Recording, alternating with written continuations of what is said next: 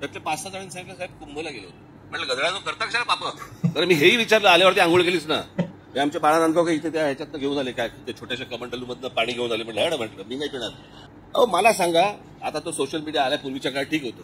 मी त्या सोशल मीडियावरती बघतोय माणसं तिथे आलेल्या बाया बिया हसतायत आणि बाळा नांदगावकर गंगेचं पाणी कोण पिईल ते पाणी. कॉन्ट्रोवर्शियल. चला आताच करोना गेलाय कोणाला त्याच्याशी काही देणं घेणं नाही. 2 वर्ष झाले तोंडाला फडकी बांधून फिरले आणि तिकडे जाऊन आंघोळ करतायत.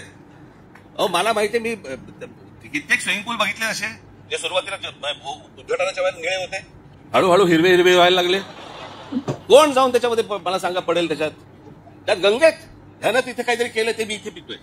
श्रद्धेला पण काय अर्थ आहे की नाही. एक नदी या देशामधली स्वच्छ नाहीये आणि आम्ही काय नदीला माता परदेशामध्ये आम्ही अनेकदा जातो त्यावेळेला बघतो तिकडच्या नद्या स्वच्छ नद्या पॉइंट ते काय तिकडे माता बिता म्हणत नाही तरी नद्या स्वच्छ.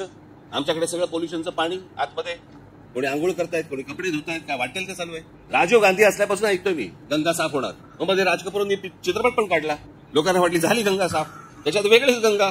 लोक म्हणाले अशी जर गंगा साफ असेल तर आम्ही पण आंघोळ करायला तयार आहोत. सगळ्या श्रद्धा अंधश्रद्धेतनं बाहेर या जरा सगळ्यात.